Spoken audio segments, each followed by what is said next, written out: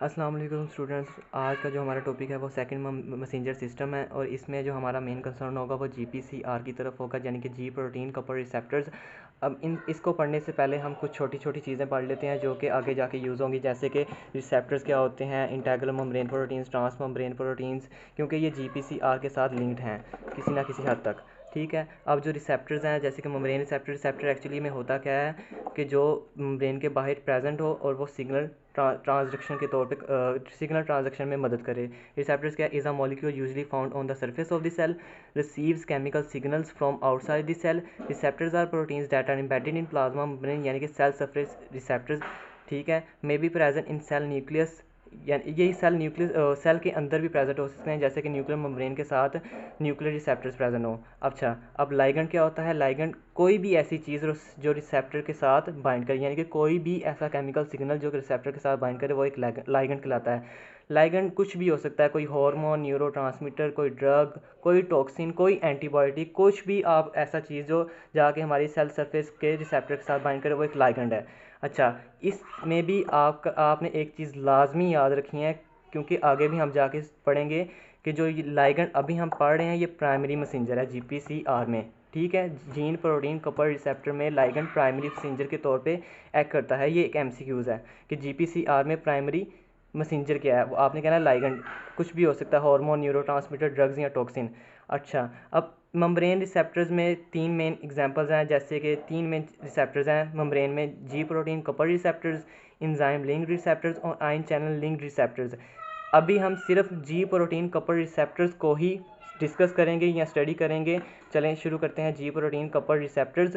जी protein couple receptors का other name है serpentine receptors, क्योंकि इनकी ना स्नेक लाइक अपीयरेंस होती है, स्नेक लाइक की तरह ये प्लाज्मा मेम्ब्रेन के अंदर एम्बेडेड होते हैं। ठीक है। अब इसको पढ़ने से पहले हमारा एक छोटा सा कंसेप्ट जो क्लियर हो जाना चाहिए कि वो है इंटीग्रल मेम्ब्रेन प्रोटीन्स और ट्रांस मेम्ब्रेन प्रोटीन्स में क्या फ़र्क है, क्योंकि अक्सर स्टूडेंट्स मैंने देखा है क्योंकि इसी में ही उलझे हुए होते हैं कि ट्रांस मेम्ब्रेन प्रोटीन और इंटीग्रल मेम्ब्रेन प्रोटीन में एक्चुअली इन दोनों में डिफरेंस क्या है। इंटीग्रल मेम्ब्रेन प्रोटीन्स वो प्रोटीन्स है जो कहीं भी प्लाज्मा मेम्ब्रेन के अंदर पाई जाती हैं, वो इंटीग्रल हैं।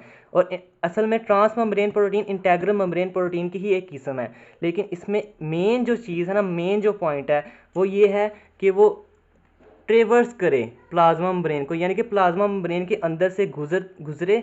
जैसे कि मैंने क्लैरिफाई किया, ये ट्रांस मेम्ब्रेन प्रोटीन्स हैं, ये पेरिफेरल हैं, ये इंटीग्रल हैं। यानी कि जो ट्रांस मेम्ब्रेन प्रोटीन है उनमें एक स्पेसिफिक चीज़ ये होनी चाहिए, वो प्लाज्मा मेम्ब्रेन को ट्रेवर्स करें, यानी कि वो एक्स्ट्रा सेलुलर फ्लूइड और इंट्रा सेलुलर फ्लूइड को ज्वाइन करें या उनके दरमियान कोई कनेक्शन हो। ठीक है। अच्छा, अब जी प्रोटीन कपल रिसेप्टर्स में जो कौन कौन से प्रोसेसेस इन्वॉल्व हैं वो हम देख लेते हैं। सबसे पहले है सेल सरफेस रिसेप्टर्स, जो कि reside on the external part of the plasma membrane. उसके बाद आएगा इंटीग्रल मेम्ब्रेन प्रोटीन्स, इनमें 7 मेम्ब्रेन ट्रांस मेम्ब्रेन रिसेप्टर्स हैं। 7 ट्रांस मेम्ब्रेन प्रोटीन्स इनको इसलिए कहते हैं क्योंकि 7 टाइम क्रॉसिस दी मेम्ब्रेन। मैं आपको दिखाता हूँ, जैसा कि आप इसमें देख सकते हैं, ये 7 ट्रांस मेम्ब्रेन रिसेप्टर है क्योंकि ये 7 टाइम्स प्लाज्मा मेम्ब्रेन को क्रॉस करता है और ये स्नेक लाइक अपीयरेंस भी देता है, इसलिए हम इनको कहते हैं सर्पेंटाइन रिसेप्टर्स। अच्छा, 7 time crosses the membrane deeply embedded होते हैं प्लाज्मा मेम्ब्रेन में। So GPCR is 7 trans membrane integral protein receptor या 7 TMR। अच्छा स्टूडेंट्स, अब हम functions of trans membrane proteins की बात कर लेते हैं। ये क्या करती हैं? ये जैसा कि मैंने बताया, ये लाइगेंड इनके साथ आकर बाइंड करेगा। आगे क्या करेंगे? Sense molecules coming from the outside, activate signal transaction pathways, mediate cellular response. Activate signal transaction pathways आगे हम जाके डिटेल्स इसको से डिस्कस करेंगे। पहले हम इनका स्ट्रक्चर ही इनको चेक कर लेते हैं। ये 7 TM एक्चुअली में प्लाज्मा मेम्ब्रेन में किस तरह पड़ी हुई हैं या किस तरह रोल अदा करती हैं। अब मैंने इनको ड्रा करने की कोशिश की, तो आप देख लें, ये 7 टाइम्स प्लाज्मा मेम्ब्रेन के साथ प्लाज्मा मेम्ब्रेन में एम्बेडेड हैं। ठीक है। इनके 3 में इंस्ट्रक्शन हैं, जैसे कि ये एक्स्ट्रा सेलुलर डोमेन और लाइगेंड बाइंडिंग डोमेन, जो एक्स्ट्रा सेलुलर फ्लूइड में होगा जहाँ पे आके लाइगेंड बाइंड करेगा। और ये 7 ट्रांस मेम्ब्रेन हेलिसेस हैं। ठीक है। और यही कन्फर्मेशनल चेंज, यानी कि जैसे ही लाइगेंड यहाँ पे आके बाइंड करता है इनमें कन्फर्मेशनल चेंज होती है। फिर ये intra cellular domain that interacts with ji protein, ये जी प्रोटीन के साथ इंटरेक्ट करता है, के साथ जुड़ा हुआ होता है। फिर जी प्रोटीन एक्टिवेट हो जाती है। जैसे ही यहाँ पे लाइगेंड बाइंड हुआ, यहाँ पे कन्फर्मेशनल चेंजेस हुई, फिर ये जी प्रोटीन को एक्टिवेट कर देगा, बाकी सारा काम जी प्रोटीन का होगा। अच्छा, ट्रांसमेम्ब्रेन प्रोटीन्स भी होगी। अच्छा, पहले हम एक एमसीक्यू डिस्कस कर लेते हैं। पहले आप इस बात दिमाग में ये बात डाल लें, ये एक्स्ट्रा सेलुलर डोमेन है, लाइगेंड बाइंडिंग डोमेन है, ये 7 ट्रांसमेम्ब्रेन हेलिसेस हैं, और ये इंट्रा सेलुलर डोमेन है that interacts with ji protein. इनको बाहर वाले को लाइगेंड बाइंडिंग डोमेन भी कहते हैं और इनर वाले को साइटोसोलिक डोमेन भी कहते हैं। जो साइटोसोलिक डोमेन जी प्रोटीन के साथ इंटरेक्ट करती है, लाइगेंड बाइंडिंग डोमेन लाइगेंड के साथ इंटरेक्ट करती है। ठीक है, अब एक क्वेश्चन है, the domain of GPCR that undergoes conformational change is transmembrane domain, क्योंकि मैंने आपको बताया था जैसे ही लाइगेंड बाइंड करेगा ट्रांसमेम्ब्रेन हेलिसेस में कन्फर्मेशनल चेंजेस आएंगी। ठीक है, अब हम इसे सिंपल वे में ज़रा डिस्कस करते हैं। जैसे कि when a ligand binds to GPCR, जैसे ही लाइगेंड बाइंड करेगा conformational changes in receptor proteins occur, इसमें कन्फर्मेशनल चेंजेस आएंगी, then activation of G protein occurs, फिर जी प्रोटीन एक्टिव हो जाएगी। अभी हमने GPCR में एक छोटा सा एक पहला प्रोसेस पढ़ा है, अभी आगे कहानी इसकी बहुत लंबी बाकी है। अब जी प्रोटीन्स क्या होते हैं जो कि हमने एक्टिव हुए हैं पिछले मैकेनिज्म में, जो कि सिग्नल ट्रांसडक्शन में एक्टिव हुए हैं। जी प्रोटीन एक्चुअली में G protein is a trimeric complex contains 3 subunits. इसके 3 सब यूनिट होते हैं, alpha, beta and gamma, also called signal transduction proteins. ये आगे सिग्नल ट्रांसडक्ट करती हैं। ठीक है, also known as guanine nucleotide binding proteins. इनके साथ GTP और GDP अटैच होता है, एक्ट एज मॉलिक्यूलर स्विचेस। ठीक है, अब जी प्रोटीन की क्या कंपोजिशन है, ये ट्राइमेरी कम्प्लेक्स है अल्फ़ा, बीटा, गैमा प्रोटीन्स का। व्हेन बाउंड टू GTP ये एक्टिव फॉर्म में होंगी, व्हेन बाउंड विद GDP ये इनएक्टिव फॉर्म में होंगी। When there is no ligand in the extracellular fluid, अच्छा जब लाइगेंड बाहर अटैच नहीं है, ठीक है, तो ये इनएक्टिव फॉर्म में होंगी, यानी कि इनके साथ अब GDP अटैच होगा, ना कि GTP। ठीक है, अब इसमें कुछ बातें याद रखने वाली हैं। ये है जी प्रोटीन। ठीक है, यहाँ पे लाइगेंड अटैच हुआ आके, यहाँ पे कन्फर्मेशनल चेंजेस हुई, कन्फर्मेशनल चेंजेस के बाद उसने सिग्नल जी प्रोटीन को ट्रांसमिट कर दिया। ठीक है, इसके 3 सब यूनिट है, अल्फ़ा, बीटा और गैमा। ठीक हो गया। अब वो कह रहा है इसके साथ नॉर्मली GDP अटैच होता है, क्योंकि जब ज़्यादातर ये इनएक्टिव फॉर्म में रहती हैं तब इनके साथ GDP अटैच रहेगा। जैसे ही ये एक्टिव होंगी, यानी कि जैसे ही सिग्नल ट्रांसमिट करेंगी, इनके साथ GDP की बजाय GTP आके अटैच हो जाएगा। ठीक है, ये उसने बताया। When bound with GTP it's become active, when bound with GDP it's become inactive, when there is no ligand in the extracellular domain। इसका ये मतलब है। अच्छा, GTP और GDP सिर्फ alpha subunit of G protein के साथ attach होंगे। ये जो GDP है और ये GTP है सिर्फ अल्फ़ा सब यूनिट के साथ अटैच होंगे, ना कि बीटा, ना कि गैमा। ठीक है, during signal transaction only alpha subunit along with GTP are involved, beta and gamma subunits get detach from alpha subunit. कहता है जब जी प्रोटीन सिग्नल ट्रांसडक्ट करती है, जो GTP है वो सिर्फ अल्फ़ा सब यूनिट के साथ अटैच होगा, और जो बीटा और गैमा सब यूनिट हैं वो अल्फ़ा सब यूनिट से भी डी अटैच होंगे, यानी कि अलहदा हो जाएंगे। ठीक है, ये हम आगे जाके भी डिस्कस करेंगे डिटेल से, इसमें आपने परेशान नहीं होना। बस आप यही याद रख लें, जी प्रोटीन 3 सब यूनिट से मिलकर बनती है, अल्फ़ा, बीटा, गैमा। जब GTP उसके साथ अटैच है तो ये एक्टिव हैं, जब GDP उसके साथ अटैच है तो ये इनएक्टिव हैं। ठीक है, बस यही। अब वो हमें बता रहा है most cell signals are chemical in nature. Cell के जो सिग्नल्स हैं वो केमिकल नेचर के होते हैं, जैसे हार्मोन्स, न्यूरोट्रांसमीटर्स। कह रहा है जो हमारे most of the cell signals are water soluble, और जैसे कि हमें पता है water soluble substances cannot easily cross the plasma membrane. अच्छा, वो आगे ये बात करता है कि जो हमारे सिग्नल्स हैं वो स्पेसिफिक रिसेप्टर के साथ जाके ही अटैच होती हैं, यानी कि एक स्पेसिफिक सिग्नल के लिए एक स्पेसिफिक रिसेप्टर का होना ज़रूरी है। जैसा कि enzyme lock and key model, specific lock can specific key can open a specific lock. ठीक है, अब मैंने एग्जांपल लिपन कोड से उठाई है, जैसे कि वो कहता है in GPCR receptors like beta and alpha 2 adrenergic receptors triggers and increase और डिक्रीज इन एडिनिल साइक्लेज। जो बीटा और अल्फा 2 रिसेप्टर्स हैं वो एडिनिल साइक्लेज को इंक्रीज, उनकी एक्टिविटी को इंक्रीज़ और डिक्रीज़ कर सकते हैं। अब एडिनिल साइक्लेज हम आगे पढ़ते हैं। अच्छा, अभी तक क्या हुआ कि यहाँ पे लाइगेंड बाइंड हुआ, कन्फर्मेशनल चेंजेस आई, कन्फर्मेशनल चेंजेस ने जी प्रोटीन को एक्टिव किया। ठीक है, अब अल्फ़ा सब यूनिट के साथ GTP अटैच हो गया, बीटा और गैमा डी अटैच हो गए। अब ये जी प्रोटीन आगे प्लाज्मा मेम्ब्रेन में एडिनिल साइक्लेज के पास जाएगी। ठीक है, अब एडिनिल साइक्लेज क्या करता है, converts ATP into cyclic AMP। अब ATP को साइक्लिक AMP में कन्वर्ट करेगा, act as a second messenger, ये सेकंड मैसेंजर के तौर पे एक्ट करेगा। Second messenger amplifies the response of the primary messenger. ठीक है, मैंने जैसे कि पहले बताया आपको, जो हमारा प्राइमरी मैसेंजर था वो कोई भी हार्मोन, न्यूरोट्रांसमीटर, ड्रग्स और टॉक्सिन हो सकता है। अब सेकेंडरी मैसेंजर कौन सा है?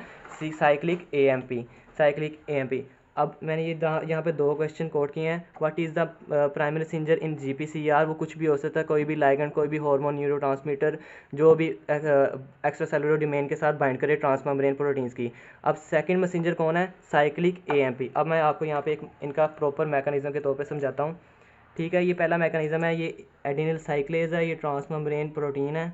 ठीक है, ये अल्फा सबयूनिट, ये बीटा और ये गैमा, और ये GTP फ्री पड़ा हुआ है, GDP अटैच है, क्योंकि अभी सारा कुछ भी नहीं हुआ, कोई लाइगेंड बाहर से अटैच नहीं हुआ। अल्फा सब यूनिट के साथ अब GDP है। अब दूसरे प्रोसेस में क्या होगा? जैसे ही लाइगेंड बाइंड करेगा, conformational changes in the transmembrane proteins आएंगी, G प्रोटीन एक्टिव हो जाएगी, GTP आके अल्फा सब यूनिट के साथ अटैच हो जाएगा और GDP ऐसे रिलीज़ हो जाएगा। अब अगले प्रोसेस में क्या होगा? बीटा और गैमा अलहदा हो जाएंगे अल्फा सब यूनिट से। अब चौथे प्रोसेस में क्या होगा? अल्फा सब यूनिट जाके एडिनिल साइक्लेज के पास जाएगा, एडिनिल साइक्लेज ATP को साइक्लिक AMP में कन्वर्ट कर देगा और साइक्लिक AMP सेकंड मैसेंजर के तौर पे एक्ट करेगा, यानी कि आगे ये सारे बायोलॉजिकल रिस्पॉन्स प्ले करेगा। अब ये मैंने ये सारा मैकेनिज़्म को एक ग्राफ के तौर पे बनाया, जैसे लाइगेंड प्राइमरी मैसेंजर ये रिसेप्टर के पास जाएगा, रिसेप्टर एक्टिवेट होएगा, conformational changes in transmembrane receptor proteins होंगी, एक्टिवेशन ऑफ G प्रोटीन होगा, GDP bound to alpha subunit of G protein is replace by GTP आके अल्फा सब यूनिट के साथ अटैच हो जाएगा, beta and gamma subunits gets detach, signal transduction to AC adenyl cyclase, AC converts ATP into cyclic AMP फिर second messenger के तौर पर act करेगा, ये बायोलॉजिकल रिस्पॉन्स करेगा। अब cyclic AMP further biological response करेगा, यानी कि ये सेकंड मैसेंजर है। ये अब पहला मैसेंजर था कोई भी लाइगेंड, न्यूरॉन, हार्मोन्स, न्यूरोट्रांसमीटर। अब सेकंड मैसेंजर साइक्लिक AMP होगा, जो आगे बायोलॉजिकल रिस्पॉन्स करेगा। वो क्या करेगा? हमारे साइटोसोल में प्रोटीन काइनेसिस होती हैं, PKA, PKB, PKC। अब एडिनिल साइक्लेज के केस में साइक्लिक AMP PKA को एक्टिवेट करेगा। The second messenger cyclic AMP activates another protein in the cytosol called protein kinase और PKA। अब PKA क्या करेगा? Will produce further response which is to be required. जैसे कि हमारे बॉडी में ग्लूकोज कम हो गया, ग्लूकोज लेवल जो है वो कम हो गया, ग्लूकोज कम हुआ। अब ग्लूकागोन आके रिसेप्टर्स के साथ अटैच होएगा, ग्लूकागोन जो कि ग्लूकोज लेवल को इंक्रीज़ करता है, वो जो रिसेप्टर्स के साथ अटैच होगा, रिसेप्टर के साथ अटैच होके फिर आगे सारा ये वाला प्रोसेस होगा। फिर वो PKA के पास साइक्लिक AMP आएगा, फिर साइक्लिक AMP PKA को एक्टिवेट करेगा, फिर PKA क्या करेगा? ग्लूकोज लेवल इंक्रीज़ कर देगा सेल में। अब प्रोटीन काइनेसिस यानी कि PKA, इसके खुद के 4 सब यूनिट हैं, 2 रेगुलेटरी, 2 कैटालिटिक। ठीक है, जैसे ही साइक्लिक AMP रिलीज़ होगा, PKA की चारों सब यूनिट अलग हो जाएंगे, 2 रेगुलेटरी साइड पे चले जाएंगे, 2 कैटालिटिक साइड पे चले जाएंगे। Main role catalytic subunit का होता है। कैटालिटिक क्या करेगा? प्रोटीन सबस्ट्रेट के साथ ATP से फॉस्फेट लेके फॉस्फोराइलेटेड प्रोटीन बना देगा। अब ये phosphorylated protein intracellular effects produce करेंगे, यानी कि ग्लूकोज का लेवल इंक्रीज़ कर देंगे अगर उनको चाहिए होगा। ऐसे एग्जांपल्स, फॉर एग्जांपल, यानी कि कैटालिटिक सब यूनिट ने फॉस्फोराइलेशन करवाई। जब भी आप फॉस्फोराइलेशन का वर्ड सुने, आपको ध्यान में आ जाना चाहिए कि एडिशन ऑफ फॉस्फेट ग्रुप होगा। जैसे ही यानी सॉरी जैसे ही आप काइनेसिस का वर्ड सुने तो एडिशन ऑफ फॉस्फेट ग्रुप हो जाएगा, और जैसे ही आप फॉस्फेटेज का वर्ड शुरू करें तो डिलीशन ऑफ फॉस्फेट ग्रुप होएगा, यानी कि वहाँ से फॉस्फेट डी अटैच हो जाएगा। अब ये इंट्रासेलुलर इफेक्ट्स हो गए। अब इसने ताहयात तो ऐसा नहीं ना रहना, अब इसने सेल ने दोबारा अपनी नॉर्मल कंडीशन में आना है। अब ग्लूकोज इंक्रीज़ जितना होना था वो उतना हो गया है, अब उसको सेल ने दोबारा ये सारा मैकेनिज्म बंद करना है। तो क्या करेगा? ये फॉस्फोराइलेटेड प्रोटीन, फिर प्रोटीन फॉस्फेटेज आएगा, वो फॉस्फोराइलेटेड प्रोटीन को डीफॉस्फोराइलेट कर देगा। Kinases addition of phosphorus and phosphatase deletion of phosphorus. अब ग्लूकोज लेवल अपनी हद पे पहुंच गया, ठीक है, जितना सेल में रिक्वायर्ड था उतनी सेल ने रिक्वायरमेंट मीट कर ली। अब ये सारा मैकेनिज्म चलता नहीं ना रहना चाहिए, इसको बंद भी करना है। तो क्या होगा? When hormone ligand is no longer available, ligand हट जाएगा तो क्या होगा, साइक्लिक एएमपी जो कि सेकंड मैसेंजर के तौर पे एक्ट करेगा कर रहा था, ब्रेक्स डाउन इनटू एएमपी। और ये कौन सा एंजाइम करेगा, ये फॉस्फोडाइएस्ट्रेज। ये इंपॉर्टेंट एमसीक्यू है यूनिवर्सिटी लेवल का। Cyclic 3,5 AMP converts into 5 AMP. अब आगे सारा ये जो मैकेनिज़्म था ये उल्ट चलना शुरू कर देगा, ठीक है। जैसे ही साइक्लिक 3,5 एएमपी 5 एएमपी में कन्वर्ट हुआ, alpha GTB dissociates from adenylyl साइक्लेज। जो अल्फ़ा जी प्रोटीन थी वो एडिनाइल साइक्लेज के साथ से उतर जाएगी। फिर जीटीबी ऑफ अल्फ़ा सब unit is converted into GTB. फिर जो जीटीबी था वो जीटीबी में कन्वर्ट हो जाएगा, फिर वो अल्फ़ा सब यूनिट के साथ जाके अटैच हो जाएगा। Alpha subunit rejoins with beta and gamma subunit. जब जो अल्फ़ा सब यूनिट डीअटैच उतरा हुआ था बीटा और गामा से, वो दोबारा जाके बीटा और गामा के साथ मिल जाएगा। फिर जी प्रोटीन्स आर थस इनएक्टिवेटेड, फिर थस जी प्रोटीन इनएक्टिवेट हो जाएंगी, फर्दर कोई प्रोसेस नहीं होगा। यही था जीपीसीआर में। और ये मैंने सारा लेक्चर लिपन कोर्स से स्टडी किया और मैंने आपको पढ़ाया। ये मैंने सेकंड मैसेंजर पढ़ाया, फिर मैंने एडिनाइल साइक्लेज के बताया, फिर guanosine triphosphate dependent regulatory proteins, ये सारा मैंने आपको इसी लेक्चर में कवर किया। प्रोटीन काइनेसिस का भी और प्रोटीन फोस्फेटेसिस का भी और CMP hydrolysis. I hope you enjoyed the lecture. Thank you.